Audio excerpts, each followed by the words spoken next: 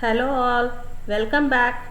So in the previous session we had discussed about these histograms. So with that we entered the charts and graphs session completely. So now we will be moving on further with some built-in functions. So to start with, let's first find a built-in function which can help us for subdividing an entire data frame. Fine. So we know what a data frame is. So we had seen a data frame. So a data frame is something which is a table. So you have some rows and columns and stuffs. Suppose I have a data frame which is having only 10 rows and 10 columns. So it is not a big deal. You can start functioning with it. Suppose now you are going to go with very big project and you are having some lakhs and lakhs of data. Fine. So it will be a data set. Instead of saying a data frame, we can call it as a data set. So if you have to work on a data set and if you want to still analyze it further and you want to subdivide the data set into something, I want it to subdivide based on a column, or I want to subdivide with respect to a row, or whatever it is. Fine. So whatever value you want, it should be possible for you to subdivide a data set. So again, having lakhs and lakhs of data, how do you subdivide it? It is going to be a tedious job. But your R console will help you for splitting your entire data frame into some parts. So you have a built-in function which we call it as split. Fine. So a split is a function which will help you for subdividing your data frame. So before we enter into this, what this functionality of split is and how the syntaxes, all those stuffs, let's now first go for using a library which is data sets.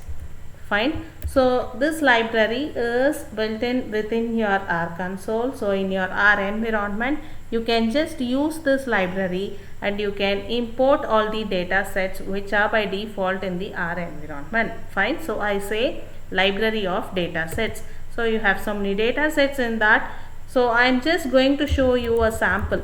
Fine. So there is a data set here which says air quality.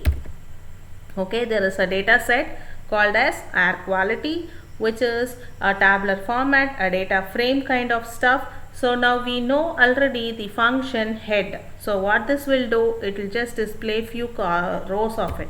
That is first 6 rows of your data frame alone. So we had seen this in the data frame session. Fine. Yes. So now this air quality, you can see it has few columns and so many rows. So we are not aware how many rows are there.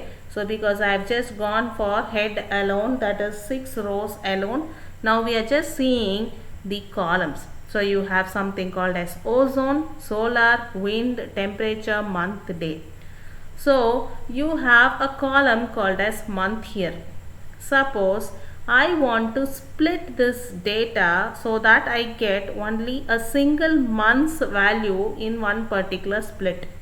Fine. Suppose consider that this particular data set is having some 12-month data and I want to split everything into 12 parts.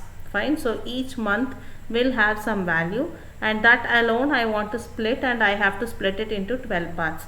So splitting that into 12 parts is a tedious job when you do it manually. So how you can perform that very easily in your R environment? So you can use this split. So what I do is I can go with split, and the first argument of your split is going to be your entire data frame. So which has to be subdivided. So now my data frame air quality I am going to subdivide with respect to a particular column. So I said I have to subdivide it based on the month. So I say air quality and the column is going to be month. So I say dollar followed by month.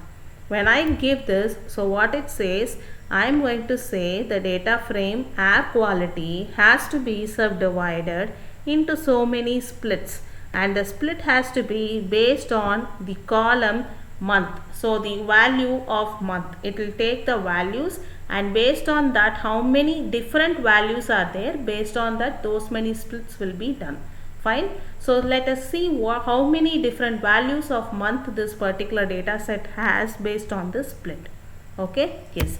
So since I have just gone with split alone on the command prompt, it is giving you the actual output. See, it is saying 9. So it has gone with 9. Fine. So month 9, month 8, month 7, month 6, then month 5.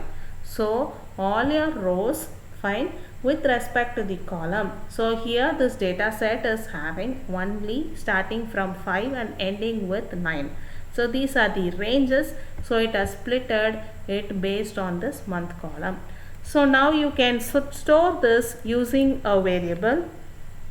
Maybe I can say split data is equal to, fine. So it will be stored in that particular stuff. So all these slices, the splits will be there, and you can start working on the splits as you work on your data frames.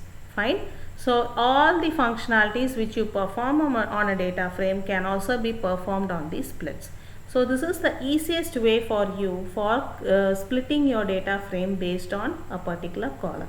Yes, fine. So you can perform this on the other data sets as well, and you can check out. Fine. Yes. If you still have any doubts, you can very well contact me. Thank you.